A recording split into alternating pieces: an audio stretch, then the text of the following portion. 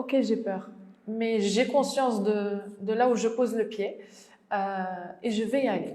Je vais y aller, je vais me challenger, je vais aller jusqu'au bout. Donc, les freins, les peurs, les contraintes, faut les mettre de côté.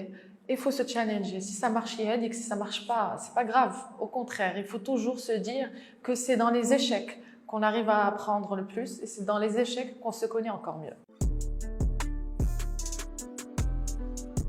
Je m'appelle Nawal Sfendla, j'ai 31 ans et ma passion c'est l'alpinisme. La première montagne اللي درت هي Toubkal.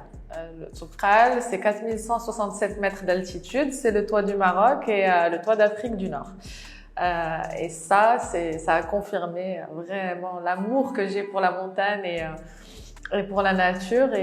Et du coup, Melbed, on a commencé à me parler du Seven Summits Challenge. Donc j'ai commencé à me renseigner chouïa, je regardais un petit peu ce qui a été fait partout dans le monde et Shahar Melbed, je suis partie faire le Kilimandjaro, qui est le toit d'Afrique. Donc je voulais absolument le continent d'Iana. 1895 mètres d'altitude. Je l'ai fait. J'ai continué. Donc, jusqu'à faire le deuxième sommet, la Concagua. C'est le toit d'Amérique du Sud. Il se trouve en Argentine et c'est 6962 mètres d'altitude. Donc, ça a été une expédition juste incroyable. J'ai commencé à faire des sortes de challenges à la maison. Par exemple, j'ai fait les 7 sommets en escalier. Donc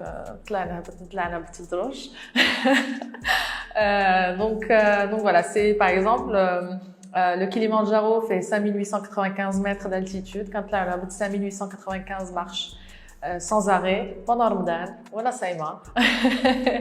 Donc ça a été vraiment génial. Et donc j'ai gardé ce contact un peu virtuel avec la montagne. J'ai pensé à un challenge qui a été créé par moi et par mon guide, les 9 plus hauts sommets du Maroc en 6 jours. Et c'est les 9 plus hauts de plus de 4000 mètres d'altitude. Donc voilà, donc je l'ai fait, alhamdoulilah, et ça a été vraiment génial, ça a été très dur, mais ça a été magnifique de plusieurs points de vue, notamment le fait que j'ai, on va dire, redécouvert mon pays. J'ai aussi découvert la vie des montagnards, qui n'est pas si facile que ça. Mais c'est des gens qui sont tellement humbles et tellement modestes et qui t'aident à arriver à ton objectif.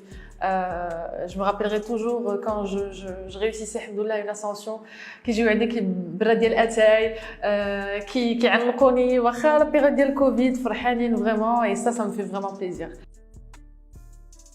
Le physique est très très important.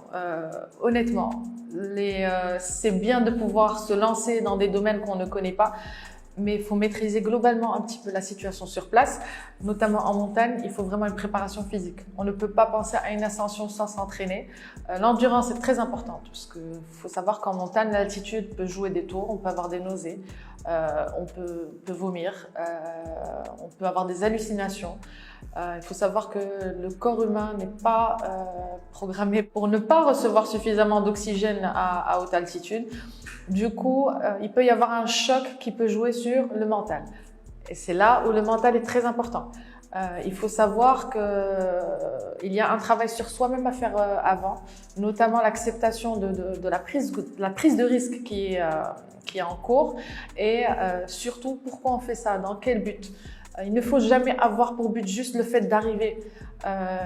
Si on arrive, tant mieux. Si on n'arrive pas, c'est pas grave. C'est pas grave. Au contraire, il faut apprendre de cet échec entre guillemets pour pouvoir repartir de plus belle et avoir un mental encore plus fort. J'ai eu la chance justement de faire la Concagua, qui est 7000 mètres à peu près, avec lui et son équipe. Il m'a appris la rigueur et la patience. Et il m'a redonné confiance en moi. À titre d'exemple, lors de la descente du camp 2 au camp de base, à un moment donné, je me suis arrêtée, j'ai eu très peur. Le backpack était très très lourd. C'était 22 kilos à peu près. Et en plus, il faisait froid. Du coup, même la tenue, elle était un peu lourde. Et obligatoirement, il fallait descendre avec les chaussures du sommet. Je me suis arrêtée, je pleurais. J'avais peur parce que bon, la descente, c'était comme ça. C'est facile de monter, mais la descente, elle est très dure. Et c'est très simple. Il m'a engueulée. Il s'est arrêté. Vraiment. Il était là en train de me dire, mais toi, tu veux faire l'Everest? Tu feras pas l'Everest. Non, je ne t'emmène pas à l'Everest. Je vais pas te le faire avec toi. Il en est hors de question. Faut que tu gagnes en confiance. Mais regarde-toi, regarde tout ce que tu as fait. Parce qu'on a eu l'occasion justement de discuter, de raconter sa vie l'un à l'autre. Et il a tourné ce côté négatif qu'il a avancé au départ à un côté positif. Et là, je suis descendue à une vitesse et c'était incroyable. Et on en a rigolé, on était côte à côte. Et il me disait, you see, you can do it, you can do it. Et quand je suis arrivée, il m'a serré dans ses bras et c'était juste incroyable.